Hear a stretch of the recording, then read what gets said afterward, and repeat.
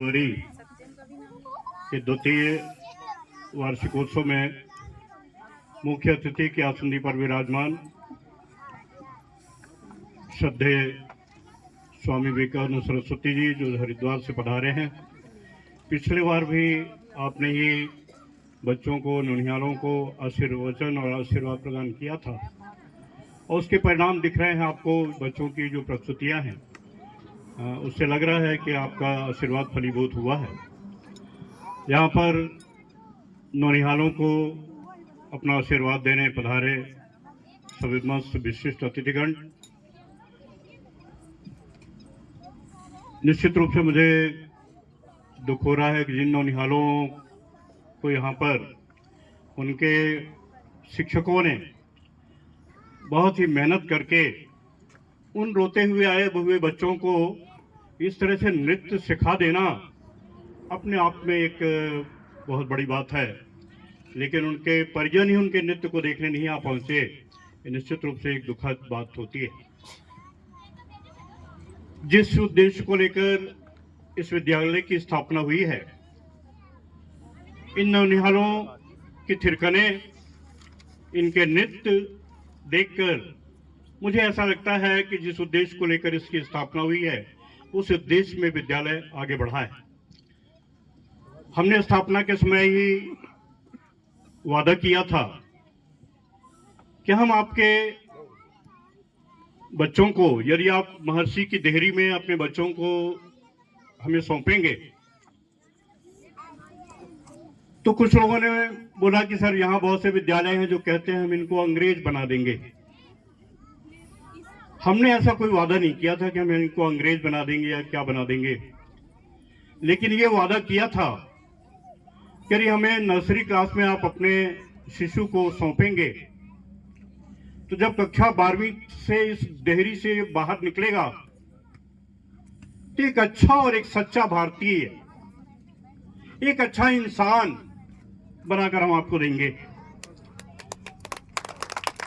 क्योंकि एक घटना मुझे बहुत ही उद्वेलित की। मैं भास्कर पेपर पढ़ रहा था एक दिन सुबह सुबह।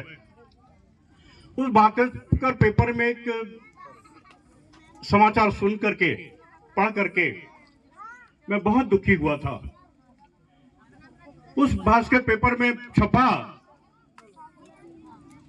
कि एक बच्ची जो डॉक्टर बन चुकी थी, उसके पेरेंट्स ने कड़ी मेहनत करी होगी, भारत सरकार का लाखों लाख रुपया खर्च हुआ होगा उनके एमबीबीएस कराने में, डॉक्टर बनाने में। उस बच्ची ने सुसाइड कर लिया, आत्महत्या कर ली। क्या वो एक अच्छे इंसान थी और क्या वो एक अच्छे डॉक्टर बन पाई?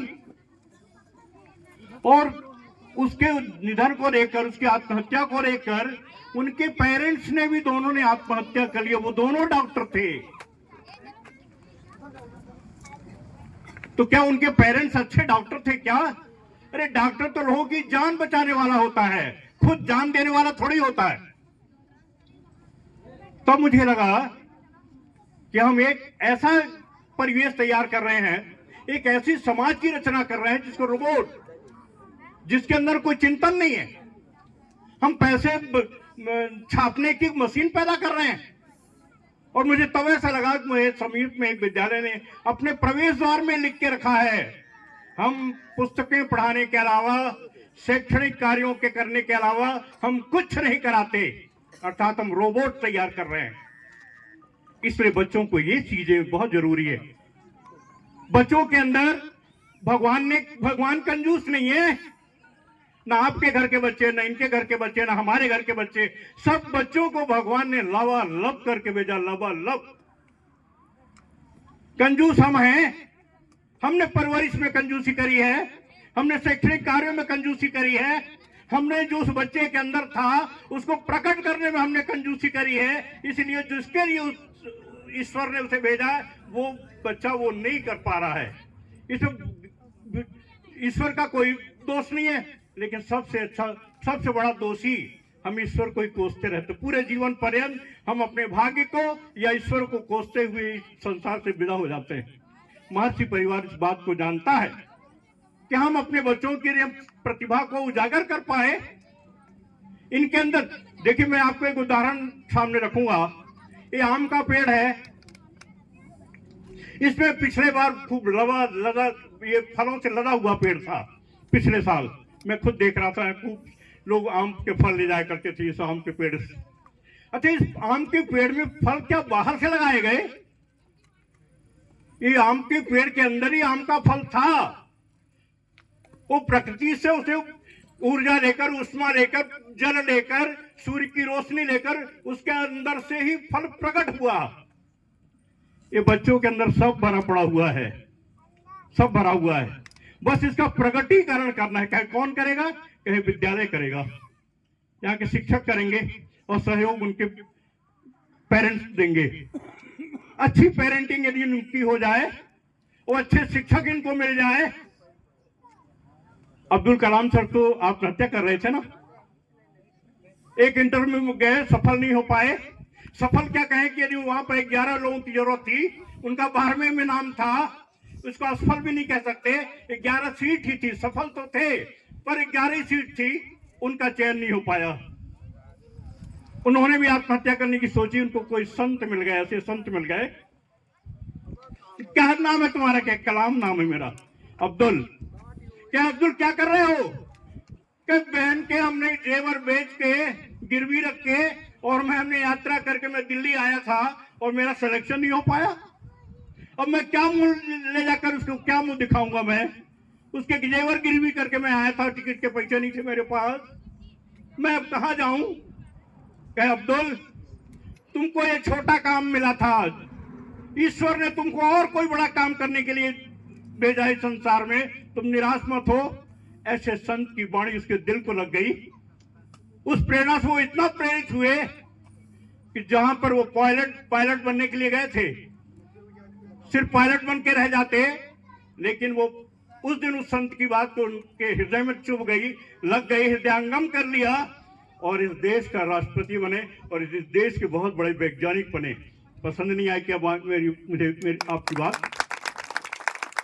ऐसे ही इन्हीं के अंदर अब्दुल कलाम है, इन्हीं के अंदर मोदी जी है, इन्हीं के अंदर अटल जी है। हमको प्रकट करना है, बाहर से कुछ भेजना नहीं है। गुलाब के पेड़ में से ही गुलाब खिलता है, बाहर से हम टेप से चिपका दें तो कितने दिन तक रहेगा? इनके अंदर बाहर से कुछ भेजने की जरूरत नहीं है, इनके अंदर लबालब ईश्वर ने भर के भेजा है। सिर्फ हमारे टीचरों को, हमारे शिक्षकों को उसको प्रगटीकरण करना है। यही काम महर्षि स्कूल कर रहा है, यही काम कर रहा है। मैं फिर आज इस मंच से वादा करता हूं आपको, उस स्थापना दिवस की बात की फिर तो दोहराता हूं कि हमने अपना पूरा जीवन इन नौनिहालों को समर्पित कर दिया है। मेरा कोई, हमारा व्यक्तिगत कोई अवकाश इस दुनिया में शेष रहा नहीं। मेरे सारी जवाबदारियों से मैं मुक्त हो गया हूं। हमें भारत सरकार 1 लाख रुपए प्रति माह हमारे अकाउंट में भेजती है पेंशन के रूप में, ये मेरे लिए पर्याप्त है। अब मेरा सारा जीवन इन बच्चों के लिए है, उन युवाओं के लिए है जो महाविद्यालयों में पढ़ते। मैं महाविद्यालयों में जा करके बच्चों को प्रेरित करता हूं कि 2047 जो संकल्प मोदी जी ने लिया है, इस देश को पूरे दुनिया का एक अगुआ देश बनाने के लिए जो संकल्प लिया है, उस संकल्प में हम एक गिलहरी प्रयास करेंगे। क्या गिलहरी प्रयास क्या होता है? क्या गिलहरी प्रयास ये होता है कि जब भगवान राम श्रीलंका जाने लग गए, पुल बांधा जाने लग गया, तो बड़े बड़े तमाम वहां प्रतापी बंदर बड़ी बड़ी चट्टाने लाकर तैरा रहे थे। तो एक गिलहरी ने भी जाकर समुद्र में अपने आप को डुबाया, भिगोया और जाकर रेत में लोटी और जाकर वहां पर फिर लौट गई पत्थरों के बीच में। एक बंदर ने उठाकर उसकी पूंछ फेंक दिया, वो भगवान राम के चरणों के पास चली गई और चरणों के पास गई तो राम ने उसको पकड़ा, सहलाया, पीठ थपथपाई। और कहते हैं कि गिलहरी के पीठ में जो रेखाएं हैं ना, वो भगवान राम के हाथों के स्पर्श से हुई हैं। ऐसा सहलाया कि हमेशा हमेशा के लिए अमिट हो गया। और उसमें जब वो लिस्ट बनी, जैसे अभी लिस्ट आ रही है, बच्चे पुरस्कृत हो रहे हैं, ऐसी जब लिस्ट पुरस्कार योजना की बनी तो सबसे ऊपर गिलहरी का नाम था। बंदरों ने आक्षेप किया कि क्या कर दिया भगवान आपने, हमने इतने बड़े बड़े पत्थर लाके तैराए, हमारा नाम पीछे है, हमारा नाम नीचे है, एक गिलहरी क्या कर रही थी, आपने इसका सबसे ज्यादा ऊपर नाम रखा है। तो भगवान राम ने कहा कि तुम लोगों ने अपनी सामर्थ्य के अनुकूल काम किया है, जितनी तुम्हारी सामर्थ्य थी तुमने उतना काम किया, लेकिन इस गिलहरी ने तुमसे बड़ा, इसका जितना सामर्थ्य था उससे भी कहीं अधिक इसने अपनी प्रयास किया, इसलिए इसका नाम सर्वश्रेष्ठ। इसलिए मैं भी एक गिलहरी प्रयास मोदी जी के इस मिशन को, इस देश को मैं चाहता हूं कि मेरी मृत्यु के पहले, मुझे मृत्यु से कोई डर वर नहीं है, मैं कल मर जाऊं मुझे कोई पश्चाताप नहीं रहेगा कि ये काम नहीं कर पाया कि वो काम नहीं कर पाया। पर ये जानता मेरी भी एक लालसा बन गई है कि जब मैं इस संसार से विदा हूं तो ये देश दुनिया का अगुआ देश बने। मैं देखना चाहता हूं अपनी आंखों से कि अगुआ देश होता कैसा है, अगुआ के देश के नागरिक कैसे सोचते हैं, अगुआ देश के नागरिक कैसी बात करते हैं, अगुआ देश के नागरिक किस तरह के उनके व्यवहार बर्ताव होते हैं, ऐसा इन आंखों से देखना चाहता हूं। इसलिए मेरी भी इच्छा है और मैं उसमें अपना पूरा प्रयास, अपने जीवन का मैंने अपना पूरा शरीर ये मेडिकल आर्ट कॉलेज को दे दिया है। जहां तक मेरी वाणी जाएगी, मेरी वाणी काम करेगी इन बच्चों को आंदोलित करने के लिए। जहां मेरी लेखनी होगी, मेरी लेखनी काम करेगी, इन बच्चों को मैं पुस्तकें देता हूं मोटिवेशनल पढ़ने के लिए। और जहां मेरा शरीर काम आएगा तो मैंने मेडिकल ऑडिटोरियम को, ये शरीर हमने उस कॉलेज को दे दिया है कि मेरे इससे आत्मा के बाहर होने के बाद ये शरीर उनके पढ़ने के काम में आ जाए। अर्थात अपने आप को पूरी तरीके से मैं शिक्षा जगत को निछावर करता हूं अपने आप को, और फिर से आपको संकल्प दोहराता हूं कि इन बच्चों के व्यक्तित्व के विकास के लिए जो भी जी जान से जितना भी संभव हो सकेगा हम लोग पूरा प्रयास करेंगे। महर्षि फैमिली पूरी मिल करके, और उसमें हमारे पेरेंट्स भी है शामिल। महर्षि परिवार में सिर्फ वाल्मीकि गौतम भर नहीं है, महर्षि परिवार में हमारे बच्चे, हमारे पेरेंट्स और हमारे पूरे आसपास के हमारे शुभचिंतक, ये सब महर्षि परिवार में है। हम सब लोग मिल करके इन नौनिहालों को एक देश के लिए अच्छा नागरिक हम दे पाएंगे। इन्हीं भावनाओं के साथ इन बच्चों के लिए जो आज क्योंकि 1 अप्रैल से हमारा नया सत्र फिर से शुरू होगा, मैं आपको बता दूं कि हमारे इस महर्षि स्कूल का जो अभी बोर्ड का एग्जाम अभी हुआ है, कुछ बच्चों ने पहली बार बोर्ड फेस किया, 5वीं बोर्ड और 8वीं बोर्ड के एग्जाम अभी हुए हैं। बहुत ही अच्छे रिजल्ट। जो बच्ची ज्योति पांडे यहाँ पर आपको दिख रही थी, कई परफॉर्मेंस में उसने परफॉर्म किया है, उसने 85% मार्क्स लाकर और निश्चित रूप से लोगों को एक दिशा दी है, एक प्रेरणा दी है कि आप लोग मुझसे कहा करते थे कि सर यहाँ पर कौन आएगा आपके स्कूल में, लोग तो सब भगदड़ मची हुई है, सब रीवा भाग रहे हैं, कोई भोपाल भाग रहा है, कोई इंदौर भाग रहा है। हमने कहा था ये भगदड़ रुकेगी, ये भगदड़ महर्षि परिवार रोकेगा, क्योंकि मेरा अपना चिंतन है कि जो प्रतिभाएं हैं गांव में बसती हैं। मैं आपको बता दूं कि मेरी 5वीं तक शिक्षा मेरे गांव में ही हुई है, जमुई स्कूल में, और वही बुनियाद लेकर मैं मुंबई के वानखेड़े स्टेडियम में भी गया और वहां भी अपने अपने गांव की पहचान हमने वहां पर, जिसमें 30 से 35 हजार के लोग बैठे हुए थे, उस मंच का संचालन मेरे द्वारा हुआ। तो निश्चित रूप से वो जो बुनियाद मुझे प्राप्त हुई वो जमुई स्कूल से प्राप्त हुई है। इसलिए मैं कहना चाहता हूं, पेरेंट्स को कहना चाहता हूं, कहीं भागने की जरूरत नहीं है। जिस शिक्षा के लिए आप इंदौर भागते हैं, जिस शिक्षा के लिए आप भोपाल जाने की तैयारी करते हैं, पेरेंट वहां अपने परिजनों को भेजते हैं, जिस शिक्षा के लिए आप रीवा जाना चाहते हैं, मैं आपसे वादा करता हूं और उसके बाद दावा करूंगा कि वो शिक्षा हमने महर्षि स्कूल में आपको उपलब्ध कराई है। मैं अपने जो हमारे बच्चे हैं, मैं इनको कुछ चंद लाइनें बोलकर अपनी वाणी को विराम दूंगा, क्योंकि नया सत्र भी शुरू हुआ। हमने पहले बताया कि पिछला सत्र हमारा बहुत कामयाब सत्र रहा। इसी तरह के 5वीं का भी रिजल्ट हमारा बहुत ही अच्छा रहा। मान्या मिश्रा ने टॉप किया है, उसके भी 84% रिजल्ट रहे हैं। इस तरह से हमारे सभी बच्चे जो हैं वो सब फर्स्ट डिवीजन पास हुए हैं, एक भी बच्चा जो है हमारा फेल नहीं हुआ 5th में भी। तो इस तरह से नया सत्र हमारा 1 अप्रैल से फिर शुरू होगा। इन बच्चों के लिए 2-4 लाइनें मैं कहूंगा, उसके बाद वाणी को विराम दूंगा। ऊंचाई को छू लो तुम, ऊंचाई को छू लो तुम, मेरा मिशन अमर कर दो। ऊंचाई को छू लो तुम, मेरा मिशन अमर कर दो। व्यक्तित्व विकास करके मेरी सीख अमर कर दो। न सीखने की सीमा हो, सीखना ऐसे की कोई सीमा नहीं है।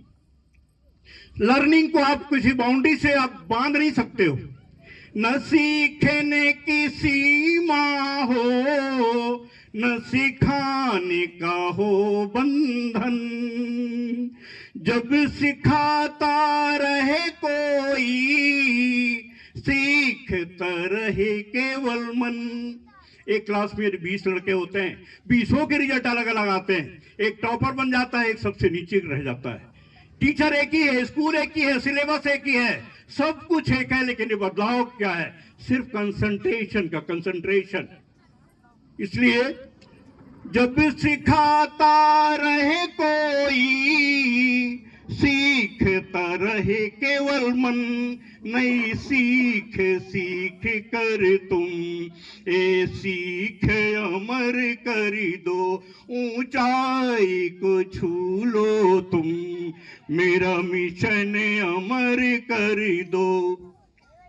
सीखने के लिए कोई उम्र का बंधन नहीं है, कोई समय का बंधन नहीं है, कभी भी किसी से भी सीखा जा सकता है। और यदि हम सीखना चाहें तो हमारा जो शरीर है 5 तत्वों से बना है, क्षिति जल पावक गगन समीरा, 5 तत्वों से हमारा शरीर बना है। इससे भी हम बहुत कुछ सीख सकते हैं। क्या क्या? आकाश से ऊंचाई, कितना ऊंचा उठना चाहते हो? कहे आकाश से ऊंचाई, पर ऊंचाई मिलने के बाद 85% मिल जाने के बाद अहंकार ना आए। इसके आगे भी है। आकाश से ऊंचाई, धरती सी गंभीरता, अग्नि सा तेज तेरा, वायु सी चंचलता, पा जाओ जीवन में जल सी शीतलता, व्यक्तित्व अमर कर दो, व्यक्तित्व विकास करके ऊंचाई को छू लो तुम, मेरा मिशन अमर कर दो। तुम्हें सिखा दिया मैंने, मुझे जो भी लगा